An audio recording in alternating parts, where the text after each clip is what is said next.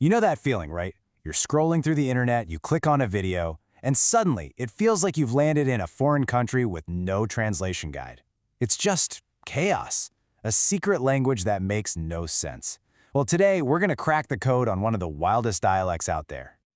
So you're scrolling and you see something like this. Okay, a cute little fox emoji, a corn cob, kinda weird, but whatever. Seems harmless enough. Then bam, you get this. 5G speed test. Bend the antenna. Wait, what? That sounds like it's from some tech review video, but what's it doing here? And just when you think it can't get any stranger, boom, this super serious, very official sounding quote pops up in a video about, a new video game. It's complete whiplash. It just feels like someone threw a bunch of random internet junk into a blender and hit puree. But what if I told you it's not random at all? That there's a secret code connecting all these things. So what is the hidden language here? Right, so this chaos, it isn't just noise. It's a very specific and honestly a pretty creative form of communication. The community that speaks this language calls it meme stitching. And believe it or not, it's kind of a digital art form with its own philosophy. And this is the #1 rule. The core idea is this: nothing is sacred. Everything is fair game. A political speech, a throwaway line from an old anime, a weird glitch in a video game, a tech review, all of it can be picked apart and used as a tiny little building block for something completely new. So how does this actually work? Well, it all boils down to this two-step process, and this is really the key to understanding the whole thing. First, you deconstruct, then you rebuild. Deconstruction is the crucial first step. So what happens is creators find any piece of content and they isolate the most potent, most recognizable part. It could be a single quote, a weird face someone makes, a specific sound effect, and they just snip it right out of its original home. It's completely severed from what it originally meant. Here is a perfect example of how that works. You take this very real, very serious quote from a historical figure about life and destiny. After it's been deconstructed, it gets rebuilt or stitched into a completely different world. All of a sudden, it's being used to make a joke about getting a lucky item drop in a game. The original, heavy meaning, it's just gone, and all that's left is pure irony. Now, it is so easy to mistake this for just random copy-pasting. But it's not at all. This is a real craft. There's absolutely a method to the madness, a surprisingly organized system for creating what looks like total chaos.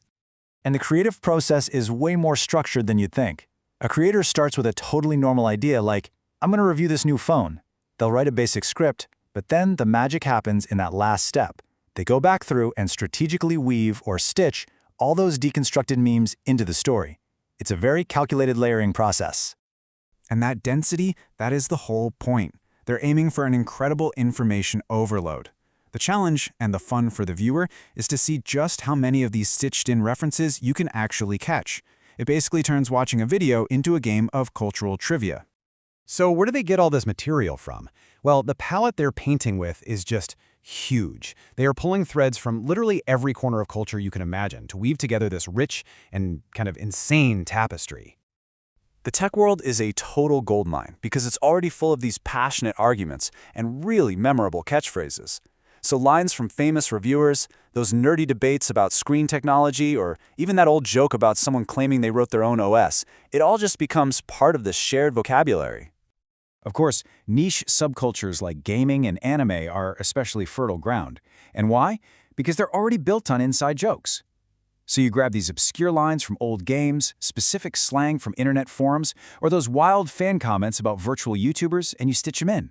Each one is like a little secret handshake signaling to other insiders. And what's really wild is they even pull from high culture.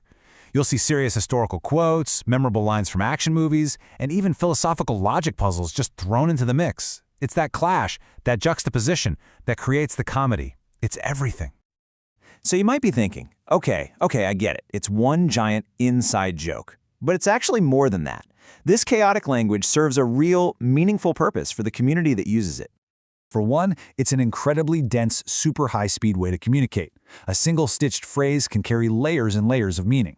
This creates a powerful shared language that builds a really strong sense of community. You're either in on the joke or you're not. In a way, it's kind of a living, breathing form of digital folk art, one that's constantly evolving by remixing the culture all around it.